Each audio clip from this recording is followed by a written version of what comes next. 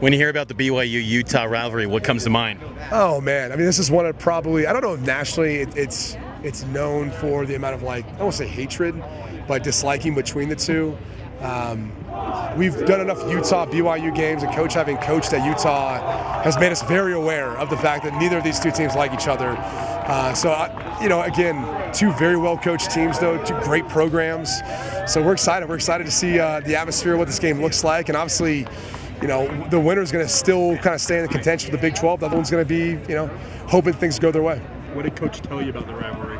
It's nasty. I mean, it was funny. We were talking in the meeting about, like, hey, we're not using the word respect, and he's like, no. He's like, the fans are nasty towards each other, and that's, I think he's coached in Ohio State, Michigan, so he understands, like, how big these rivalries are, and that's the best way he said to describe it. So, again, like, kind of curious to see if any Utah fans show up, and if they do, what that looks like. What's your evaluation of the two quarterbacks?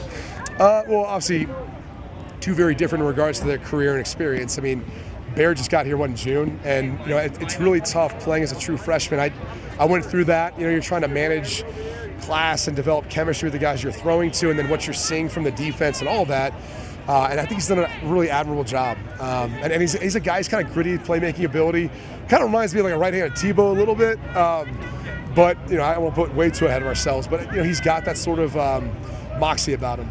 And then Devon, we saw earlier this year. Unfortunately, he's playing banged up, had an ankle injury, playing against Texas Tech, and Tech jumped on him, got ahead of him, and it was a rough outing for him. But obviously, explosive runner, very capable of on any given play taking it to the house.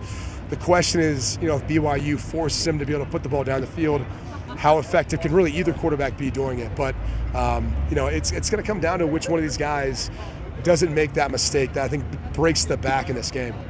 What do you think it would mean for BYU to win 3 in a row in a rivalry game, and just in general, what does that do for a program? Yeah, it's funny. I think we're having on a couple former Cougars who are coming on, and none of them beat Utah during their time. And so, look, I went up against that with SC and Matt during one of the greatest eras they've ever had, Southern Cal, and it's tough, because these are the sorts of things you look back on and remember. So 3 in a row is big, but if you make it 4 and you go through the entire class or that eligibility, it's even that much more. What are your thoughts on the strength of the Big 12 this year? Well, I'd say the Big 12 this year is kind of shaping into like what it was last year a little bit. Just a lot of parity. A lot of teams where I don't know that the worst team is that far off from some of the top teams. I do think Texas Tech has separated themselves from everyone else at this point. The improvements they've made defensively, up front, how much they've invested, that's been well documented. But, even if Baron Morton goes out, we saw Will Hammond come in and sling it around versus Utah in that matchup earlier this year. So they've got a lot of weapons, a lot of ability. I think it's kind of Texas Tech and then a lot of other really good teams biting for that spot, and it's going to get crazy. Like, it's going to start tomorrow where it'll be crazy, and then we'll see as the weeks ensue who can play spoiler and who can survive. Do you think BYU is a byproduct of just a weaker schedule so far? Do you feel like this can carry on throughout the season? No, it could carry on. I mean, look, the best teams figure out how to win in a variety of ways, and I think that's what tomorrow's probably going to be for BYU specifically. Is if I'm Kyle Whittingham, who's got a wealth of knowledge and experience and had success, he's seen this game a time or two, and you put a true freshman in a position where you make him have to win the game.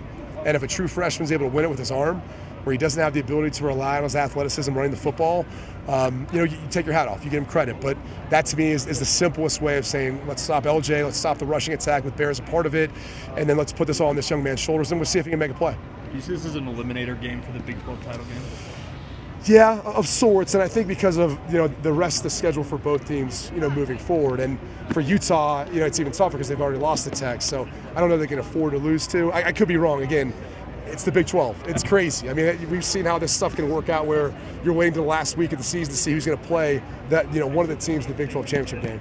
BYU has started 6-0 for the first time in consecutive seasons in program history.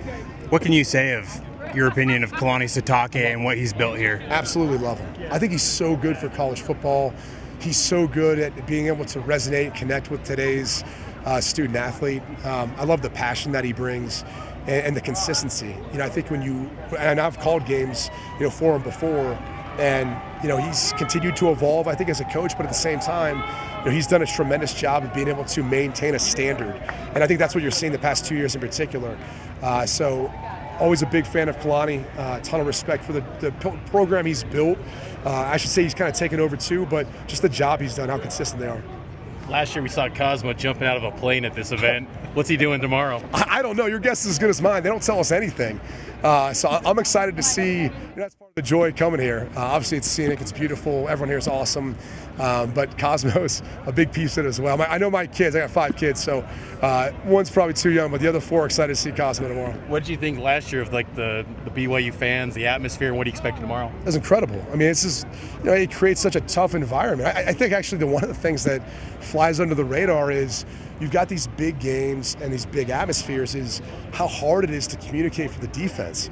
Everyone always is like, oh, Utah's offense is going to struggle. So is the defense. And especially when you go up tempo and those guys have to communicate the calls and coverages and everything else. So, both those guys are getting the radio call for their helmet, but for the defense, it gets hard to hear and then echo that to everyone else. So, got to have signals, got to be able to play fast. And sometimes you get caught with some blown, missed calls or blown assignments because of that.